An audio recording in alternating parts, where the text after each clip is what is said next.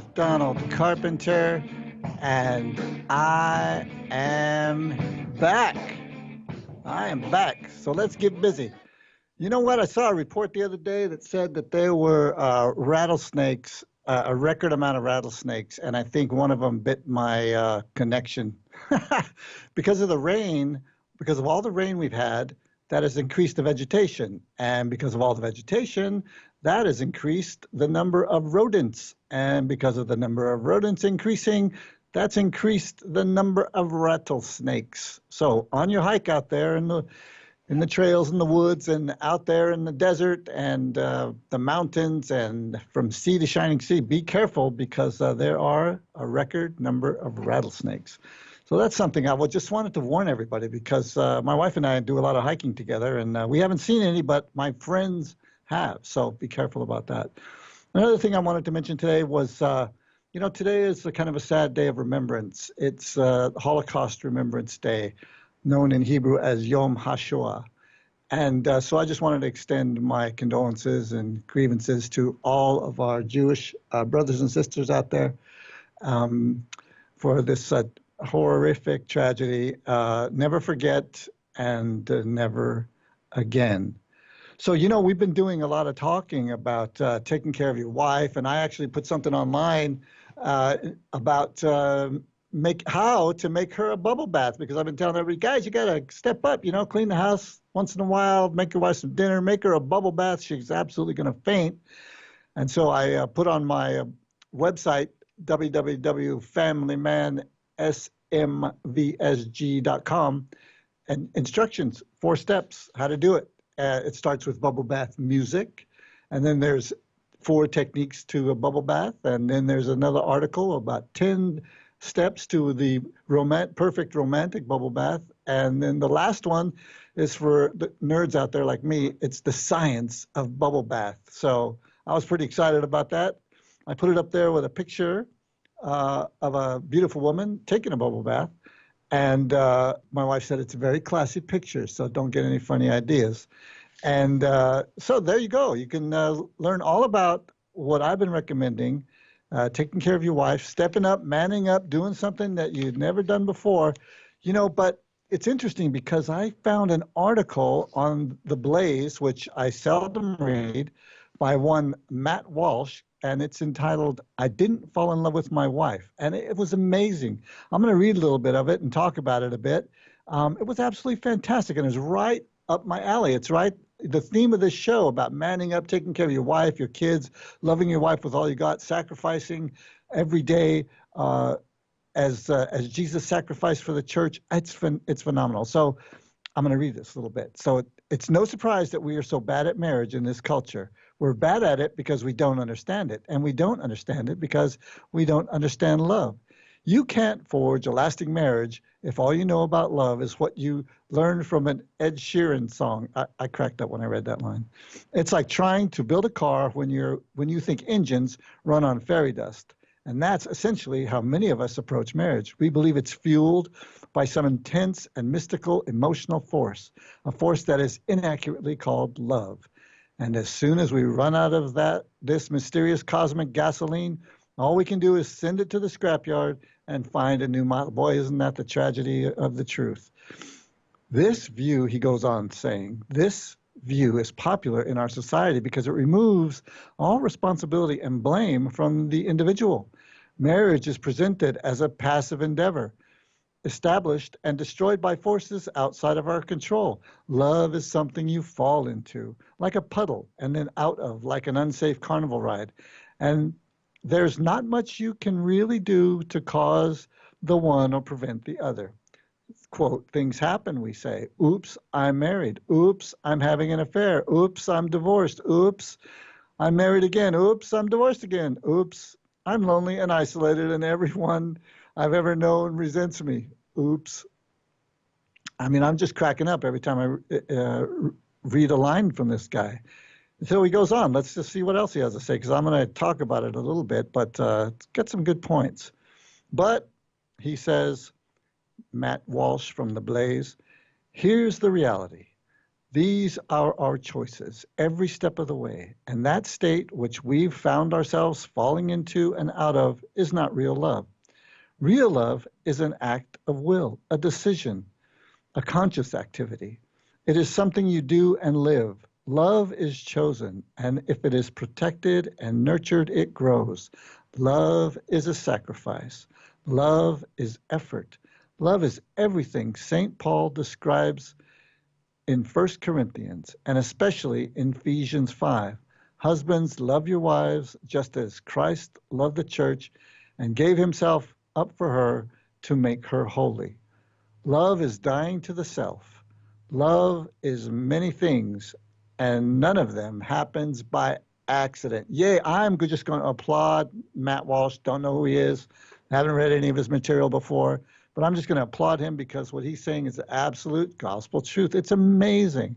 I mean, marriage is not that simple. It's not that complicated, but it's difficult. Sometimes some of the most difficult things in life can look pretty simple. So, I mean, look at what was happening when they were trying to trip up Jesus in Matthew 19.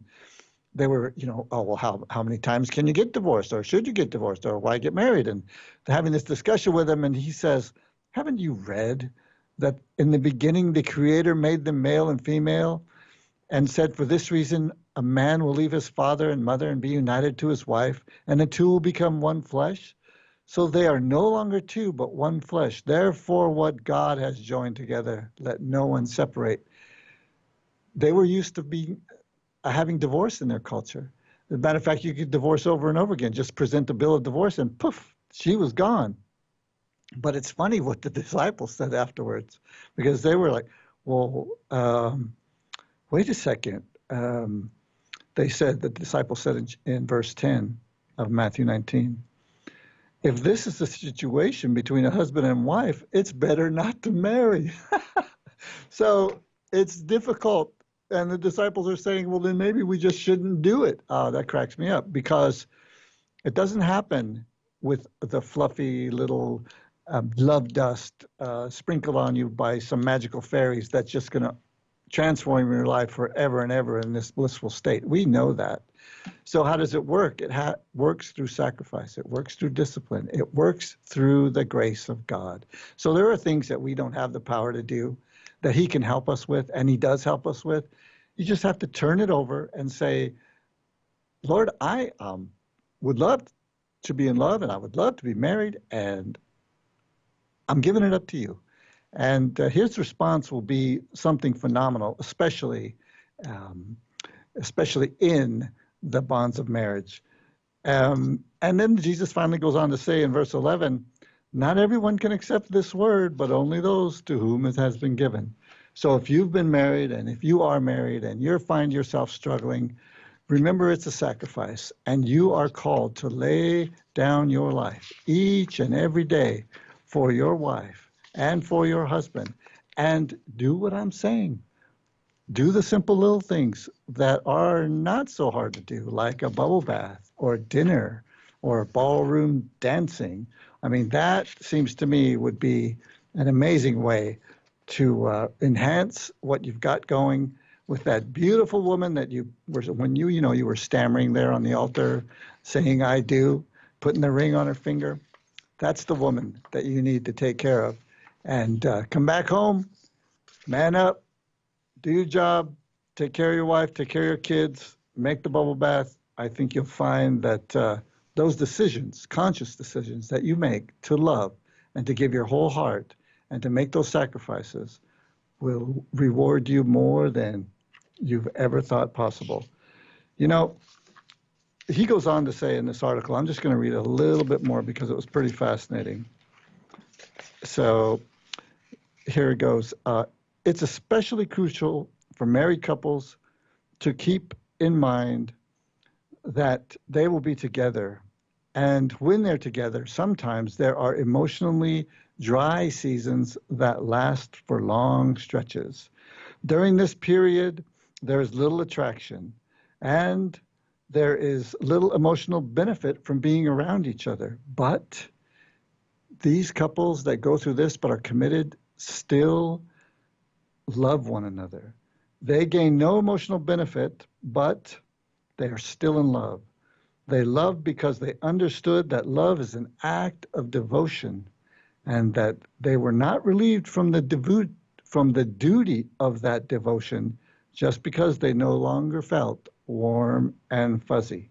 Love is an act of devotion, and it's the same devotion that God gives to us each and every day. So in this past week, I had a little bit of an encounter with biblical apologetics. Now, I'm not an apologist by any stretch of the imagination, but I do love history. And so I was on Google Plus, and there's a little community called Jesus Christ Daily, and somebody posted a picture of the Virgin Mary with a prayer, and it said, "I seek Our Lady's intercession for you, for your family, for your relationships, for your work, for your peace and healing in the world." And I thought, man, that is an awesome little prayer. But the responses that came back were not as awesome. They were like, "Mary can't hear your prayers. Worshiping Mary is satanic." And so I thought, wow, I should chime in here. And so I wrote to one of the readers, did you read Psalm 103:20?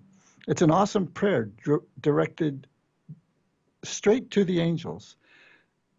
In other words, the psalmist is speaking, or in this case, singing directly to the angels. "Praise the Lord, you his angels, you mighty ones, who do his bidding, who obey his word. Praise the Lord, all his heavenly hosts, you his servants who do his will." And so then I got a response back, and it was, "Well, that's not a prayer, it's just an invitation." And I thought, well, that's true. So my response was this: "Well, brother, respectfully, let's examine the issue a little deeper. And after that, God will be our one and only judge. You are absolutely correct if by the word prayer you mean some form of worship. No Christian in their right mind would worship anyone or anything other than God alone. But if by the English word pray we mean as in the Shakespeare's example, I pray thee, then prayer can mean I ask, or I ask you. I pray thee, I ask you is the same. And we can agree that prayer can also be a form of communication, of talking to, not just worship. And if that's the case, then we can begin to have a mutual understanding. So if we look at both Psalm 103:20 through 21, and Psalm 148:1 through 2, the psalmist is clearly using the imperative form of the verb, and he's actually telling the angels and the hosts of heaven to praise. In other words, the psalmist is talking directly to them. He's talking to the host of heaven, and doing so without the risk of idolatry. Well, that's a little bit of my response. After that, we'll come right back, and I'm going to give you the market week and the week ahead, and we'll see what's going on in our finances. This is Donald Carpenter with Family Man's Faith and Finance Show. We'll be right back.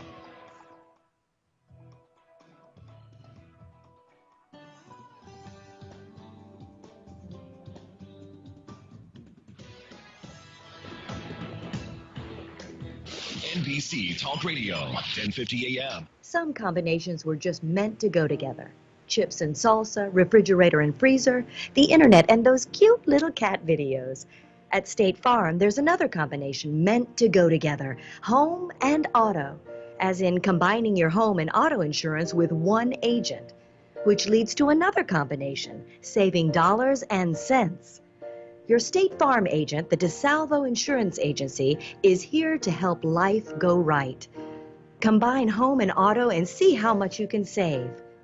For more information, call the DeSalvo Insurance Agency at 310-553-0241 in Beverly Hills, or find him on the web at BillDeSalvo.com. That's BillDisalvo.com. Hi, this is Donald Carpenter. I've written a pretty interesting book. It's called The Family Man's Stock Market Volatility Survival Guide: How to Defend Your Family in Any Economy. To pick up a copy of The Family Man's Stock Market Volatility Survival Guide, go to Amazon.com, BarnesandNoble.com, or the website FamilyManSMVSG.com.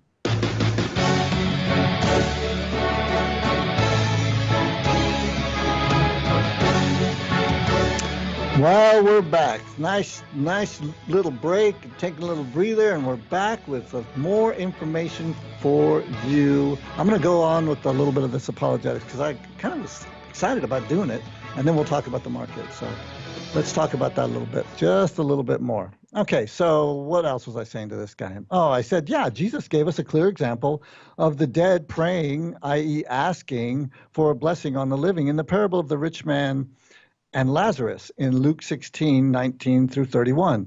And finally, my brother, I said, I would remind you that not praying to angels and the host of heaven is a very modern doctrine, only some 300 years old, and only believed by a very narrow sliver of modern, mostly North American Protestants.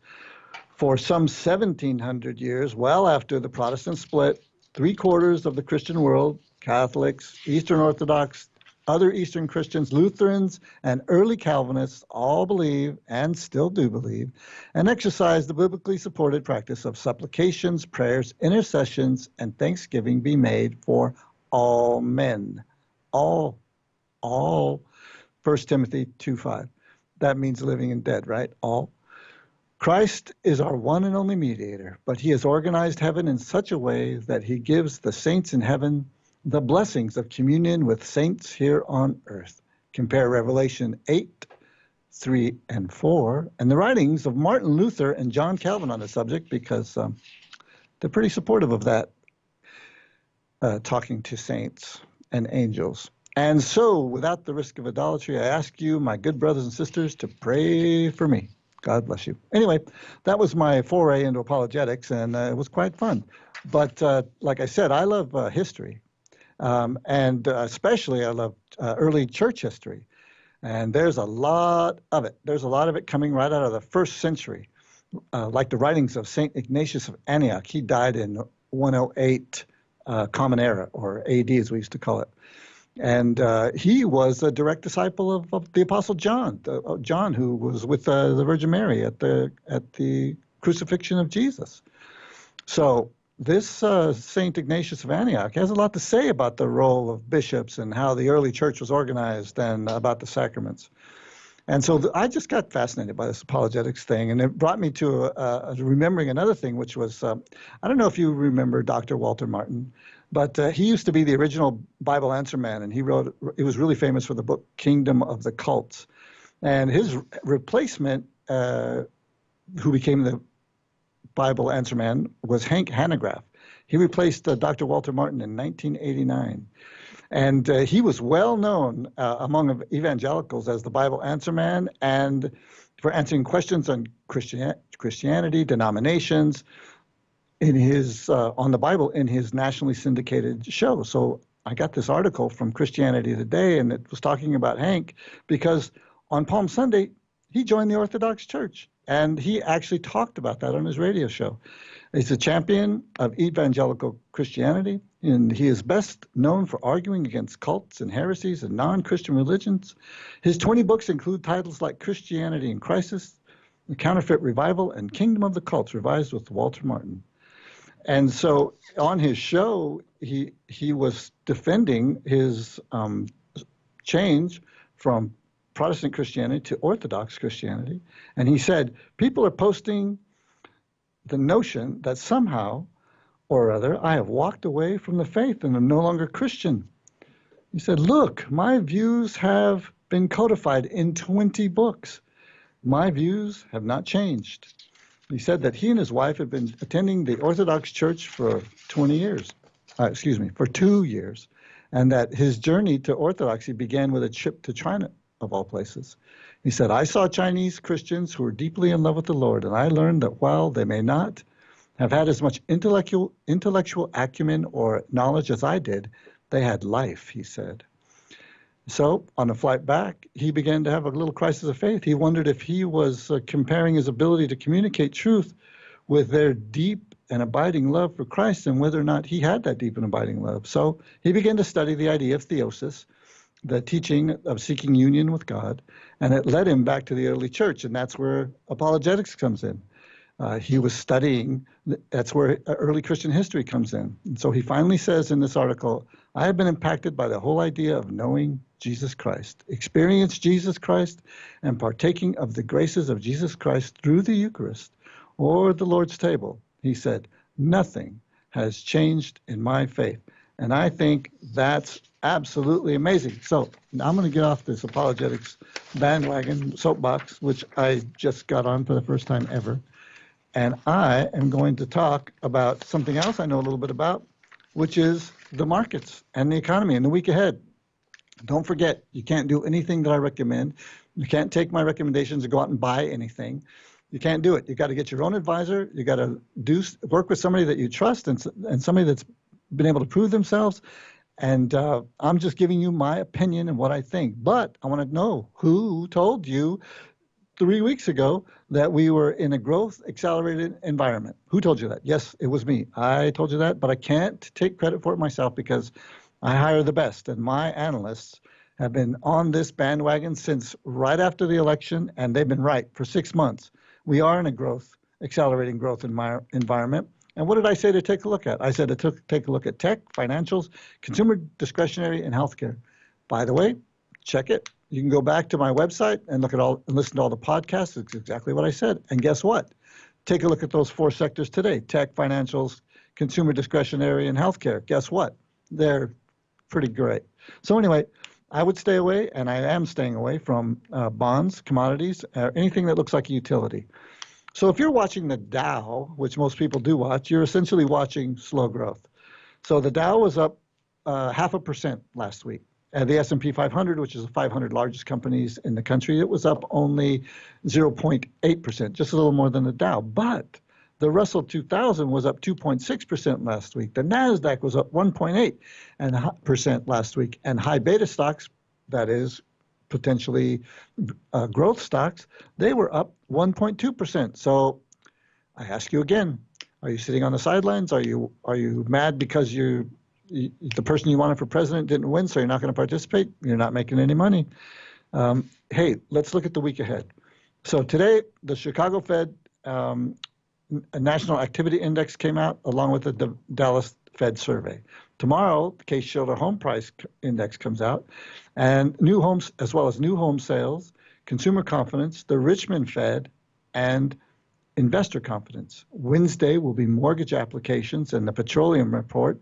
Thursday is always a big day. It's always a big reporting day on Thursday. So that's going to be durable good orders, international trade, jobless claims, the Bloomberg Consumer Comfort Index, and pending home sales. Friday, we're going to get GDP. Now remember, GDP is gross domestic product, and basically that calculation takes personal consumption expenditures, business investment, government spending, and adds them to exports minus imports. So that's coming out on Friday, GDP, big deal. And so, no, I mean, it is a big deal. It's huge. It's going to be a big report. And the Chicago PMI, Purchasing Managers Index, is going to come out on Friday, as well as consumer sentiment. So what am I saying I'm expecting? I'm expecting more growth accelerating. I'm expecting, however, inflation to start decelerating. And that, ladies and gentlemen, is real growth. When you have growth moving to the upside, and inflation moving to the downside. In that environment, you can see an environment of real growth. And I think we're going to see that through the end of the year. And so I think it's going to be amazing. So, manage your finances appropriately. Take care of the, make sure you don't put all your eggs in one basket. Make sure you have all of your downside covered. And make sure you're not taking any exorbitant risks. There's no reason to do that. What you need to do is, like Grandma said, take it easy. Save for a rainy day.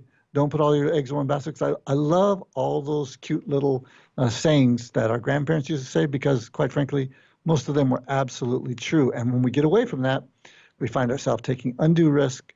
We find ourselves experiencing undue losses. But you know what? Losses happen. Losses happen in the markets. Losses happen in life. Losses happen in the world. People get divorced. People get remarried. Sometimes your relationships break down. Sometimes you can't recover from that in that particular moment, but you can recover. You know, we live in a world of second chances, and it's pretty amazing. We have a God of second chances. One of the ways that we get by that is by doing what St. Ignatius of Loyola, not the guy I mentioned earlier, that's St. Ignatius of Antioch, but St. Ignatius of Loyola said he prayed as though everything depended on God, but he worked as though everything depended on him. And, you know, Abraham Lincoln copied that statement and said the same thing, that he prayed as though everything depended on God, and he worked as though everything depended on him. And I heard something really interesting today was that if you really want to solve problems, you should spend 5 minutes identifying the problem and then 55 minutes working to solve it. In other words, lip service isn't really what you need. It's not enough. You've got to do the extraordinary work. You've got to put your whole heart into it. Just as I've been encouraging you to put your whole heart into your marriage, you've got to give it up. You got to sacrifice. You can't go back to where you were. You have to have an entrepreneurial mindset. There are, you know, I was listening to a documentary from Gene Simmons. Yeah, the guy from Kiss that wears the funny monster mask. He was saying that he didn't think anybody should go without eating because everybody had some sort of closet full of stuff that they could sell. And his idea was everybody has a market in their garage or in their closet and go out and sell that stuff. His idea was that you could still, even if you had to sell the, you know, everything you had in your closet, that you could still make enough money to put a meal together. And maybe he's right, maybe he's wrong, but that's the point. He has an entrepreneurial mindset, and he's one of the most successful rock and roll artists of our time. Not saying that, you know, his music's the best, but the guy knows how to go out there, work hard, and by the sweat of his brow, make a few bucks. So there you go. You can pull yourself up. You can dig deeper. You can work harder. If you can, you will. If you rely on the Lord, he'll bless you to do it. And I'm telling you guys, you got to clean the house. You got to make a bubble bath for your wife. I posted that bubble bath thing on social media, and one of my friends said, you know, the maid didn't show up at our house the other day, and the first thing my husband did was he grabbed a vacuum cleaner. And I said, that's right, because he's manning up. So last thing I want to say is I saw an amazing movie called Hidden Figures. Man, that was that was just stunning. So I recommend you rent that movie, you go see that movie. It's about these 3 amazing, talented, and gifted African-American women who worked for NASA. And man, they transformed not just their own work and the work of the people around them, but they transformed NASA. And it's an inspiring story about, you know, how people who are expected not to be able to do much with their lives really accomplished more than you would ever think possible. And I can't help but think that with the grace of God, we can go there too. So get to work, love, coddle, care for, make a bubble bath, make dinner, take your wife ballroom dancing, buy her some flowers, be good. Next week, if the technology goes right, I'm going to have on a lady. She's nationally known evangelist. KCAA Loma Linda, 1050 AM, 106.5 FM, and now 102.3 FM. I'm Chuck Kamlick, CNBC. Stocks took off at the opening bell this morning and never looked back.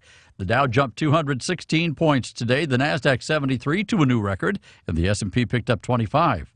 The markets rallied because French voters chose a centrist in their election this weekend, and because President Trump wants to cut corporate taxes to 15%. Syringe maker Becton Dickinson is buying rival C.R. Bard for $24 billion. PPG has raised its offer to buy Dutch paint maker AXO to more than $26 billion. AXO now says it will consider that offer. The company that owns grocery chain Albertsons is thinking of making an offer to buy Whole Foods. No comment from either company. Best story of the day, Hasbro's profit soared last quarter because it sold more board games, sales up 41%. One in particular did well, Toilet Trouble. Players take turns flushing a plastic toilet that spits water